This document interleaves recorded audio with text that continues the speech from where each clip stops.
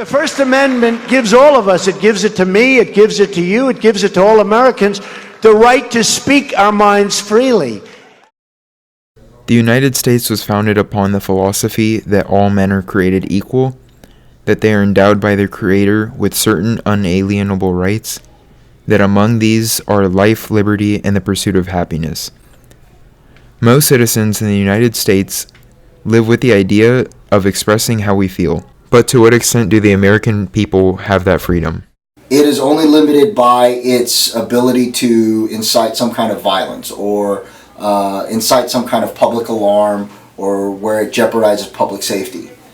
Other than that, it's not limited. 65% of Americans believe that banning users on social media is a violation of their freedom of speech. A similar case in Lakewood, Colorado, is where a gay couple was denied a cake due to the owner's religious beliefs. In a ruling, the Supreme Court sided with the owner of the cake restaurant. So what exactly does it mean to be free?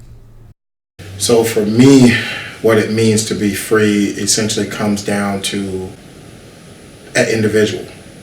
You know, how you feel as an individual. What makes you feel free? Then some people use freedom in a sense of what they can say, you know, and not in the sense of does somebody own them particularly. As far as, to me, it just means you can do whatever you want. Now, in the confines of the government or the Constitution or that kind of deal, it means that, again, you can protest, you have the freedom of protesting, you have the freedom of expressing your opinion, without fear of the government arresting you for that speech. The debate on discrimination using the First Amendment grows as seen in a speech made by Donald Trump about free speech on college campuses, where he is now interfering with the institution's choice on what they deem is right to have on their campus.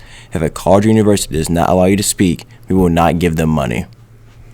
Under the guise of speech codes and safe spaces and trigger warnings, these universities have tried to restrict free thought, impose total conformity, and shut down the voices of great young Americans like those here today.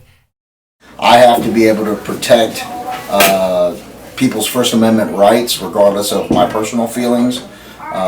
So it doesn't matter whether or not I agree or disagree with the type of speech it is, as long as it's not inciting some kind of violence or threatening in any way to public safety, then I have an obligation to protect that speech. Businesses can shut down an individual's right to speak, text, or type certain phrases on their platform or in their company. In the examples of colleges, students were arrested for protesting climate change during a Harvard and Yale football game. Twitter can ban political propaganda, and Facebook can ban certain users off their platform. To protect their business, these companies are not regulated under freedom of speech, as the First Amendment only covers the government. Therefore, should freedom of speech be restricted under any circumstances?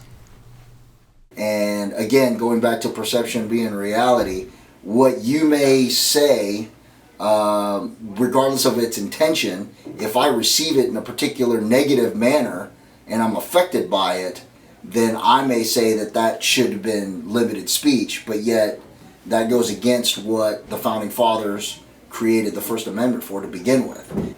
I mean, other than that, no, I can't say that anything else should be censored. Universities that want taxpayer dollars should promote free speech, not silence free speech. After 9/11, the regulation of what you say became even more prevalent. Snowden kind of let them know that, hey, they are listening to what we're saying and who's saying it. In conclusion, our original freedoms our country was founded upon are being threatened by the change in society and how the people view them right now. The dangerous line the American people today are walking on is forgetting why we are here in the first place and how we can keep what we have. So, how will we?